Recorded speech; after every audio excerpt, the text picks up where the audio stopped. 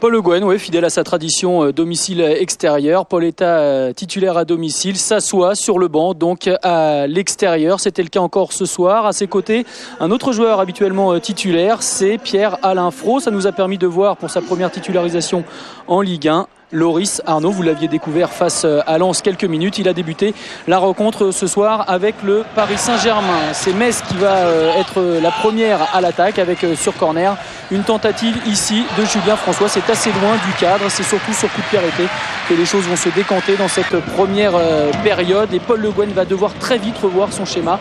Demander à Jérôme Roten de passer, regardez le geste de Paul Le Guen, de passer derrière les deux attaquants parce que les ballons ont beaucoup de mal à arriver en profondeur. Le Paris Saint-Germain va assez rapidement trouver la maîtrise de son jeu, mais ne parvient pas à trouver Louis Ndoula et Amara Diané, donc titulaires en pointe, si ce n'est là encore sur coup de pied arrêté. Vous voyez ce corner quasi parfait de Jérôme Roten, mais Louis Ndoula ne parvient pas à reprendre ce ballon. Le Paris Saint-Germain domine, se crée quelques actions de jeu, mais les meilleurs contres sont plutôt à l'avantage des Messins, avec ici Aguirre qui s'écarte sur le côté droit, qui repique, frappe du gauche, c'est hors cadre.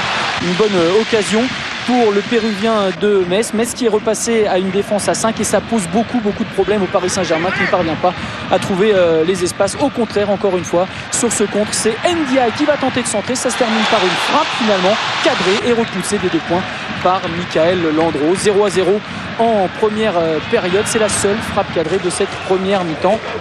Et les deux équipes donc rentrent au vestiaire sur un goût d'inachevé. Pierre-Alain Frot et Pedro Paoletta vont s'échauffer dès les premières minutes de la rencontre. Des premières minutes qui sont toujours à l'avantage des Parisiens, qui vont jouer un petit peu plus vite, un petit peu plus haut aussi également à la baguette. Jérôme Roten, Clément Chantôme aussi qui était titulaire ce soir. Louis Ndoula pour une frappe dans la course d'Amara Diané. Ça passe au-dessus du cadre de Christophe Marichet. Encore une fois, les Parisiens qui ne parviennent pas à cadrer leur frappe. Des Parisiens qui, je vous le disais, sortent de plus en plus vite avec ici Amara Diané qui va placer une accélération, voir Jérôme Roten sur le côté gauche bien décalé. Jérôme Roten, il prend le temps d'ajuster son centre. Jérôme Roten pour une reprise de Loris Arnaud. Encore une fois, c'est à côté.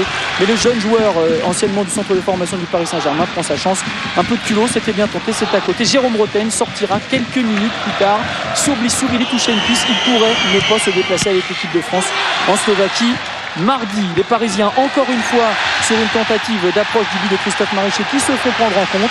Momar Ndiaye accélère, 2 joueurs messins contre un seul défenseur parisien. Momar Ndiaye qui pousse un peu trop sa balle. Aguirre est obligé de s'écarter, il parvient à redresser, Landreau repousse le ballon, ça revient dans les pieds de Gueye et ça passe finalement au-dessus du cadre parisien. On est toujours à 0-0, le temps passe et on est toujours surtout sur des frappes qui ne trouvent pas le cadre des 2 gardiens dans cette partie.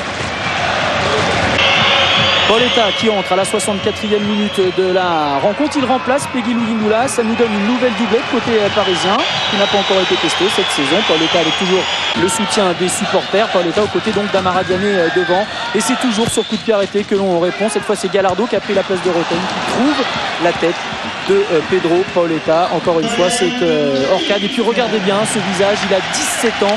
Miralem Pjanic, c'est la nouvelle perle du jeu messin, un numéro 10 à l'ancienne qui aime bien jouer derrière les 2 attaquants, très bon techniquement, c'est lui qui est à l'origine de ce corner et un ballon qui ne sera pas repris par François mais bien par le pied de Pierre-Alain Frot. 0-0, presque une victoire pour Metz qui marque son premier point de la saison. Côté parisien, Jérôme Roten dresse un bilan forcément contrasté au micro de Lucien Davila.